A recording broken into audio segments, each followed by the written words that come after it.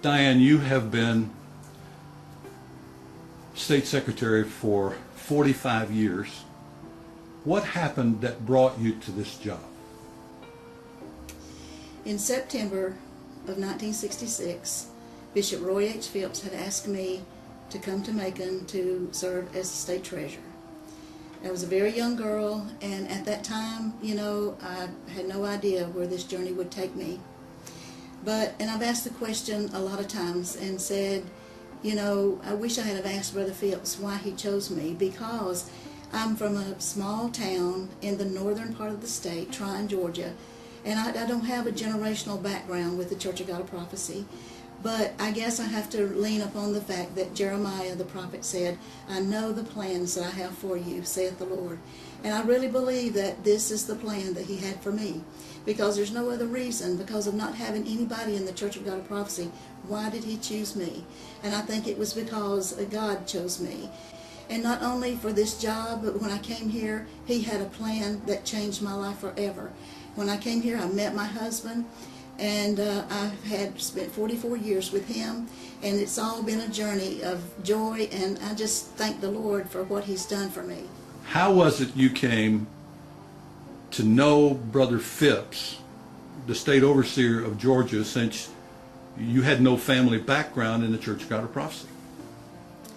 Well, through camps, I learned to, I met them through camps, and then I was chosen to go to international camp, and Sister Jan Neal, his daughter, they invited me to come down. I rode the bus down to Macon, and I spent the night at their house before we left for IYC. And I have no idea, except that, just as being an overseer, being in camps, being in conventions. And actually, Brother Phipps had relatives that lived in Tryon, so maybe in his visitations to Tryon, he saw something in me that maybe he thought he could use, apparently. You shared that you quit this job twice. That's correct. I had just gotten married, and I had told Brother Phipps that I didn't want to continue to work because I wanted to stay home with the children. And so, back then they didn't tell you anything about leaving. But he told me, he said, well, just wait till after the assembly. So at the assembly, Brother Creel came and said, I understand that you want to leave. And I said, that's correct. He said, you're not going to be hurt if I bring somebody. I said, no, sir. So he brought a girl in, and she left him in February or March. And so he come and asked me to fill in, and I did fill in and give that state convention report. And the next year he brought in Brother Tony Pittman, and he served for 1 year, and then he wanted to leave. So that was twice that I quit. And, I filled in for him, and that next year Brother Creel came back and asked me to come back, and I think that was in '71, and I've been back ever since. But I've only missed one convention report, given one convention report, and that's the year that Brother Tony was here. I gave all the convention reports since 1967. Because that year it was his job and he gave it. Yes, right. You've worked with 9 overseers. Correct. Which one of the 9 was your favorite?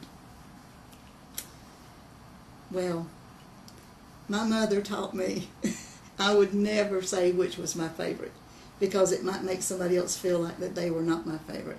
But I have enjoyed working for all of them. And like I said before, all of them have their own different personalities and their different ways.